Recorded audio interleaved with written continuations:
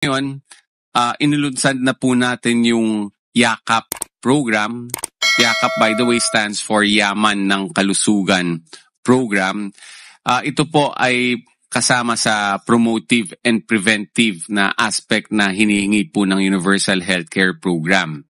So, pag sinabi natin promotive and preventive, wala pa pong sakit, dapat po na aalagaan na po natin yung ating kalusugan. Bago tayo magpatuloy, huwag kalimutang mag-subscribe sa aking channel.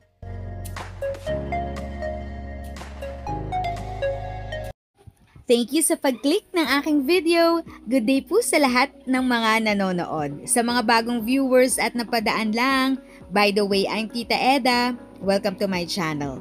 Ang channel na maghahatid sa iyo ng dagdag kaalaman tungkol sa government services, bagong mga balita at informative videos na galing sa legit na resources. Mag-subscribe na para updated ka. Muna po natin intindihan kung ano po yung programa po ng Universal Healthcare. Ang sabi kasi ng batas na dapat every Filipino shall be granted immediate eligibility to promotive, preventive, curative, rehabilitative, palliative care. Alam natin, Miss Annie, na kadalasan naalala lang yung PhilHealth kung kailan lang po sila nagkasakit, no? Or kung kailangan lang po sila na ospital at kailangan ma-confine, saka lang po natin naalala kung ano yung mga benepisyong pwedeng makuha po sa PhilHealth. Ngayon, inulunsad na po natin yung YAKAP program. YAKAP, by the way, stands for Yaman ng Kalusugan program. Ito po ay kasama sa promotive and preventive na aspect na hinihingi po ng Universal Healthcare Program. So, pag sinabi natin promotive and preventive, wala pa pong sakit, dapat po na aalagaan na po natin yung ating kalusugan. And wag natin din hintayin kung kailan lang po malubha or malala na po yung karamdaman, saka lang po tayo pumupunta sa mga clinic or sa mga doktor para po magpa-check up. Sa ilalim po ng programa ng PhilHealth YAKAP, masasabi na po natin that PhilHealth is not only for the sick but also for the healthy, because even if you are healthy, malusog na malusog ka, kailangan pumunta ka pa rin sa isang YAKAP clinic para po magpa-check up. So marami tayong serbisyo rito, Miss Annie. Unang-una, as I've said, lahat ng Filipinos kasama po dito sa PhilHealth YAKAP. Hindi lamang po member, kasama din dito yung mga legal dependents as long as declared siya ng kanyang member at meron siyang PhilHealth ID number, pwede ka po magpa-register dito sa PhilHealth YAKAP. And paalala sa ating mga Filipinos o sa ating mga kababayan, kayo po ang pipili ng sarili ninyong PhilHealth YAKAP Clinic.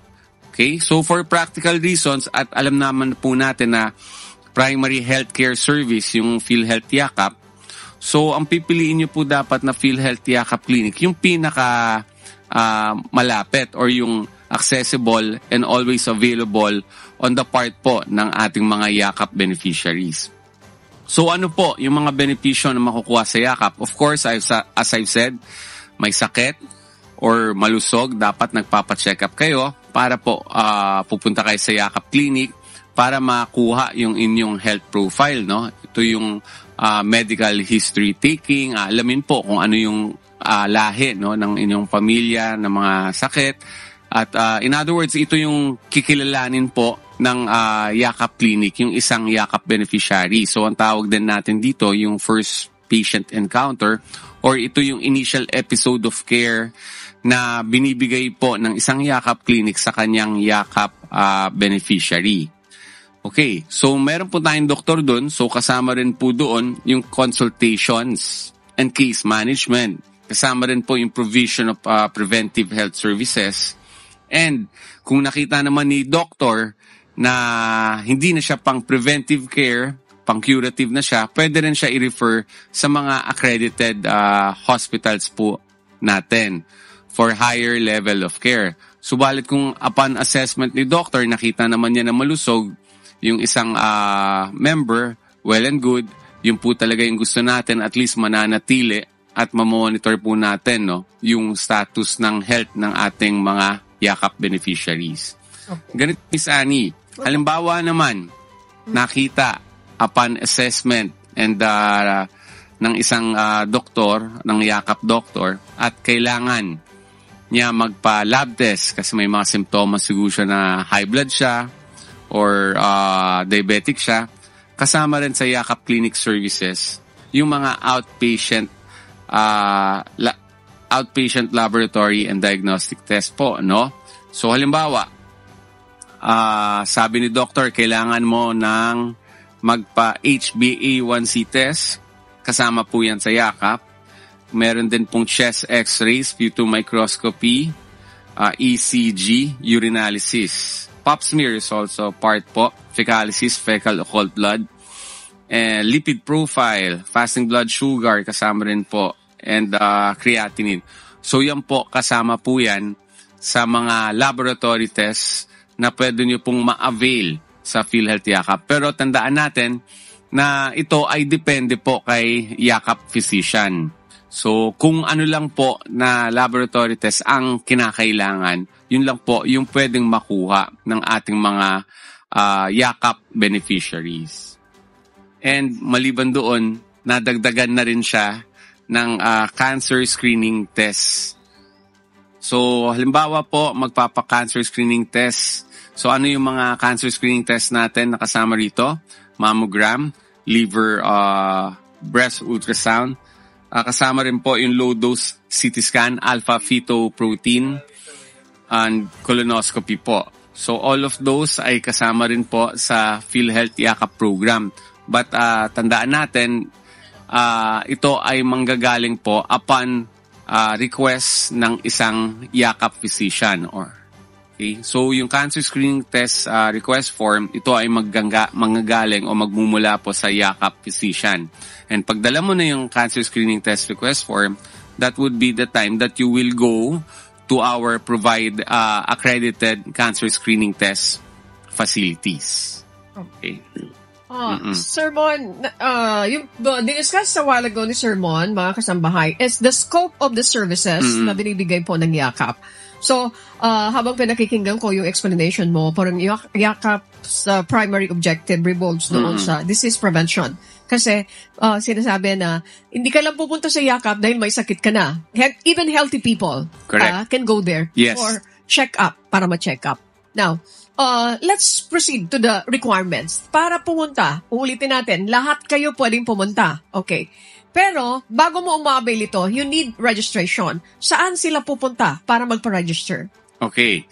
Pero, meron pa akong hindi na idagdag na beneficiary. Sige. Yes. Okay. Again, si Sir Mon, ulitin ko po, dinidiscuss niya yung scope ng services ng yakap. Okay, sige. Ano pong nakulang po doon? Ang kulang doon, kasi kasama din sa PhilHealth Yakap services, yung pag-dispense ng medicines. Okay. So, meron tayong tinatawag na PhilHealth Gamot or yung guaranteed and accessible medications for outpatient treatment. Yun po yung ibig sabihin ng gamot.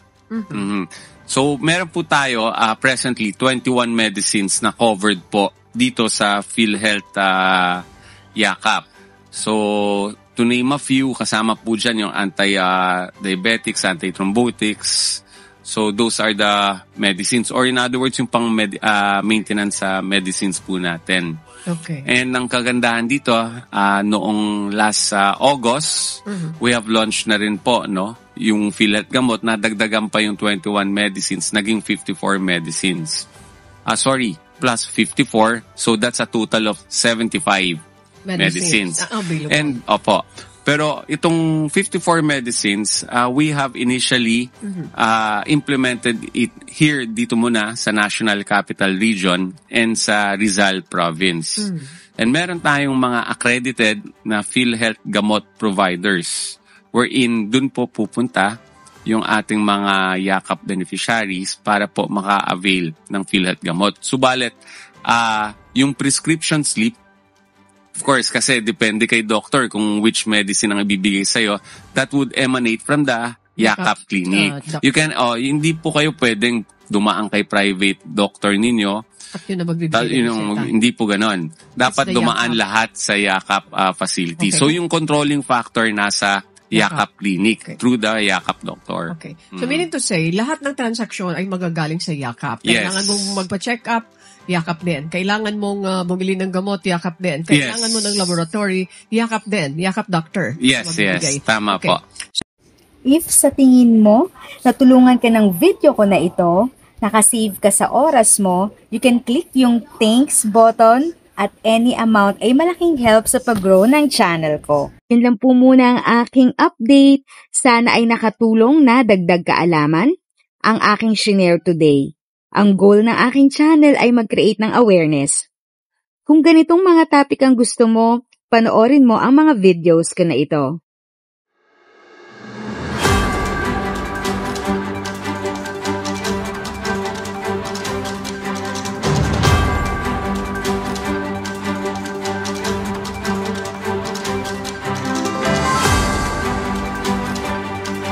Thanks for watching! Kung may kapamilya, kaibigan o kakilala sa tingin mo ay magiging interesado sa video, please share or tag sila sa comment section.